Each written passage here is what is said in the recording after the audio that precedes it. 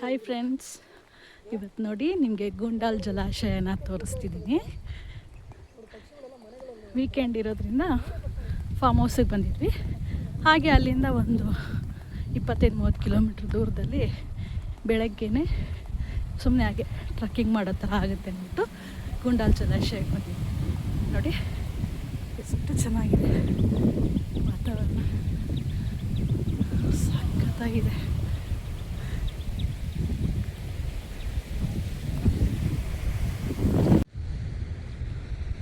ಈ ಕಡೆ ಹಿಂದೆ ಹೋದ್ರೆ ಹೆಂಗ್ ಗೊತ್ತಾ, ಈ ಬೆಟ್ಟಗಳು ಕಾಣಿಸುತ್ತೆ ಗೊತ್ತಾ, ಈ ಬೆಟ್ಟಗಳು ಕಾಣಿಸೋದೆಲ್ಲ ಬಂದು BR ಹಿಲ್ಸಿಗೆ ಸೇರ್ಕೊಳ್ಳುತ್ತೆ. ಬಿಳಿಗಿರಿ ರಂಗನ ಬೆಟ್ಟ ಸಾಲಿಗೆ ಹೋಗುತ್ತೆ ಇವೆಲ್ಲ.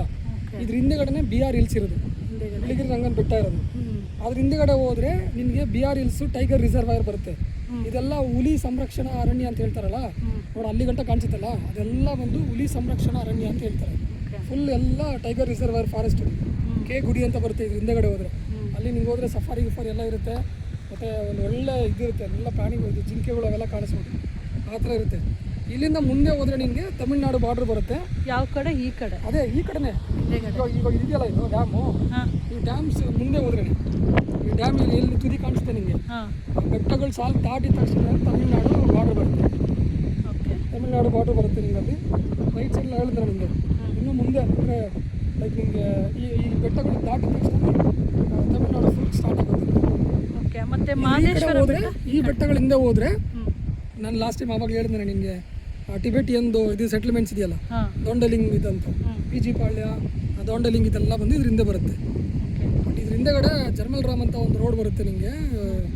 ಇದರಿಂದ ಯಾವುದು ತಮಿಳ್ನಾಡು ಇದು ಬರುತ್ತೆ, ಅದು ಸತ್ಯಮಂಗಲಂ ಫಾರೆಸ್ಟ್ಗಿಂತ ಆ ಕಡೆ ಇದು ಬರುತ್ತಲ್ಲ, ಅದು ಬನಾರಿ ಅಮ್ಮನ್ ಟೆಂಪಲ್ ರೋಡು, ಏನು ಹೇಳ್ತಾರೆ ಅದು, ಅದು ಏರ್ಪಿನ್ ಬಂಡಿ ತುಂಬ ಸಖತ್ ಇದಿದೆ ಅದು.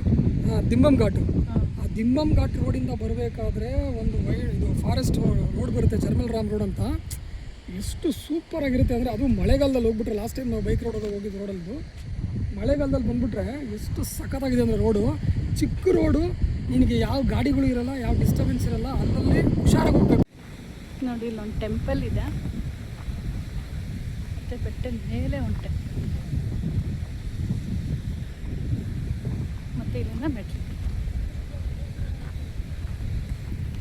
ಇಲ್ಲಿ ಅಲ್ಲಿ ಕಾವೇರಿ ನದಿಯಿಂದ ನೀರು ತೊಗೊಂಡ್ಬರ್ತಾರೆ. ಈಗ ನೋಡು ಎಕ್ಸಾಂಪಲ್ಗೆ, ಅಲ್ಲಿ ತೋರಿಸಿ ನೋಡು ಎಕ್ಸಾಂಪಲ್ಗೆ ಹೇಳಬೇಕು ಅಂದರೆ, ನೋಡು ಈ ಸುತ್ತಮುತ್ತ ಇರೋ ಬೆಟ್ಟಗಳಿದೆಯಲ್ಲ, ಈ ಬೆಟ್ಟಗಳ ಸುತ್ತ ಮಳೆ ನೀರು ಹರಿದಾಗೆಲ್ಲ ಈ ಡ್ಯಾಮ್ ತುಂಬುತ್ತೆ, ಗೊತ್ತಾಯ್ತಾ? ಈ ಡ್ಯಾಮ್ ತುಂಬಿಲ್ಲ ಅಂದರೆ ಏನು ಮಾಡ್ತಾರೆ ಅಂತ ಹೇಳಿದ್ರೆ, ನೋಡಿಲ್ಲಿ ಈ ಥರ ಏನು ಮಾಡ್ತಾರೆ, ಇದನ್ನು ಕೆಳಗಡೆ ನೋಡಿ, ಇಲ್ಲಿ ನೋಡಿ, ಹಿಂಗೆ ಹೋದರೆ ನಿಮಗೆ ಚಾನಲ್ ಕಾಣಿಸುತ್ತೆ ನೋಡು.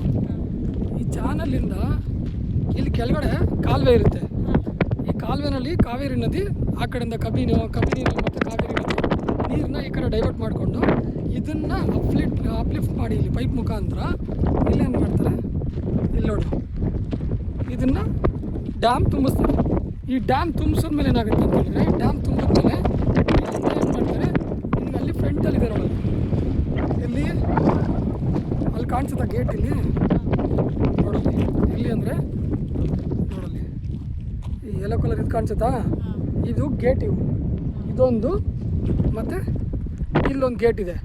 ಈ ಗೇಟ್ ಮುಖಾಂತರ ಏನು ಮಾಡ್ತಾರೆ ಅಂತ ಹೇಳಿದ್ರೆ, ಇದನ್ನು ಮತ್ತೆ ರೈತರಿಗೆ ನೀರನ್ನ ಡಿಸ್ಟ್ರಿಬ್ಯೂಟ್ ಮಾಡ್ತಾರೆ. ಎಲ್ಲ ಹರಿತಾ ಇದೆ ನೀರು, ಎಲ್ಲ ಹರಿತಾ ಇದೆ, ಚಾನಲ್ ಥರ. ಅದು ನೀರು ಹರಿತಾ ಇರೋದಲ್ಲ, ಅದು ನೀರು ನಿಂತಿರೋದು ಕೆರೆ ಅದು.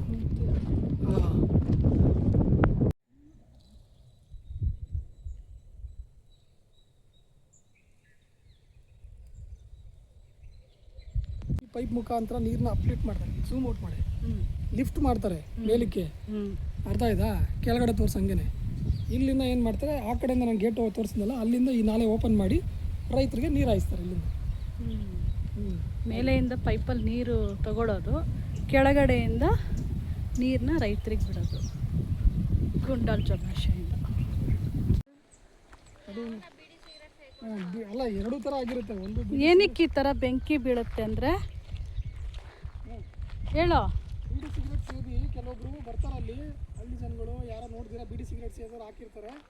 ಹಂಗಿಲ್ಲ ಅಂದ್ರೆ ಏನಾಗುತ್ತೆ ಅಂದರೆ, ಸಮ್ಮರಲ್ಲಿ ಹೀಟ್ ಕೂಡ ಹುಲ್ಲು ಒಣಗೋಗಿರ್ತದಲ್ಲ, ಆ ಹುಲ್ಲು ಒಣಗೋಗಿರೋದ್ರಿಂದ ಬಿಸಿ ಕೂಡ ಕೆಲವೊಂದ್ಸಲಿ ಏನಾಗುತ್ತೆ, ಈ ಗ್ಲಾಸ್ ಪೀಸ್ಗಳೆಲ್ಲ ಹೊಡೆದಾಕಿರ್ತಾರೆ. ಆ ಗ್ಲಾಸ್ ಪೀಸ್ಗಳು ಇದ್ರದ್ದು ಹೀಟ್ ಇದಿರುತ್ತಲ್ಲ, ಅದು ಹುಲ್ ಮೇಲೆ ಬಿದ್ದಾಗ ಏನಾಗುತ್ತೆ ಅಂತ ಹೇಳಿದ್ರೆ ಅದರಿಂದನೂ ಬೆಂಕಿ ಅಂಟ್ಕೊಳ್ಳುತ್ತೆ. ಬರೀ ಎಲ್ಲರೂ ಬೀಡಿ ಸಿಗರೇಟಿಂದನೇ ಆಗೋದಂತಲ್ಲ, ಅದರಿಂದನೂ ಆಗುತ್ತೆ. ಅಂದ್ರು ಅಂದರೆ ಫಾರೆಸ್ಟ್ ಆಫೀಸರ್ಗಳು, ಫಾರೆಸ್ಟ್ ಡಿಪಾರ್ಟ್ಮೆಂಟ್ ಅವರು ಎಷ್ಟು ಕಷ್ಟಪಡ್ತಾರೆ ಅಂದರೆ ನೀರು ಹಾಕಿ ಇದು ಮಾಡೋಕ್ಕೆ. ಅದಕ್ಕೆ ಏನು ಮಾಡ್ತಾರೆ ಅಂದರೆ ಅಲ್ಲಲ್ಲಿ ನಿಮಗೆ ನೀರನ್ನ ಶೇಖರಣೆ ಮಾಡಿ ಇಟ್ಟಿರ್ತಾರೆ ಸಮ್ಮರಲ್ಲಿ.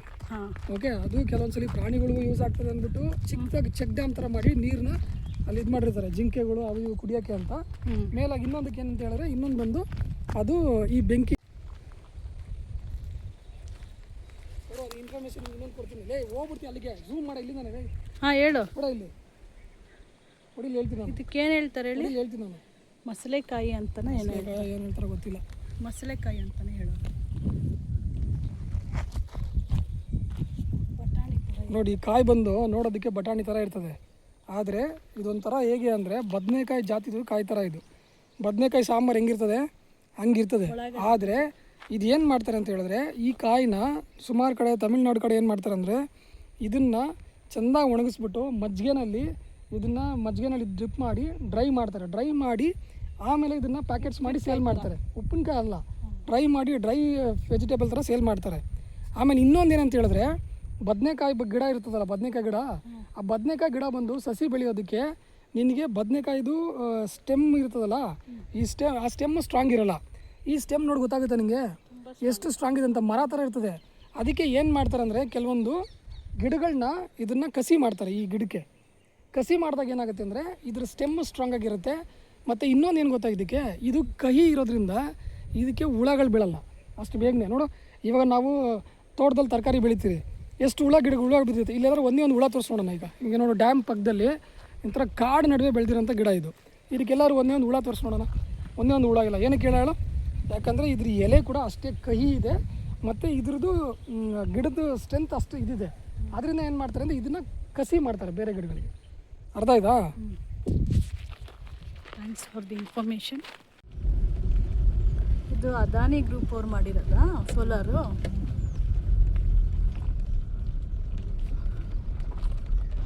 ಇದರಿಂದ ಪವರ್ ಜನ್ರೇಟ್ ಮಾಡಿ ಸಪ್ಲೈ ಮಾಡೋದು. ಸಾಕು ದೊಡ್ಡದಿದೆ ಇದು ನೋಡಿ. ಇದು ಎಷ್ಟು ಎಕರೆ ಕವರ್ ಆಗುತ್ತಿದ್ದು?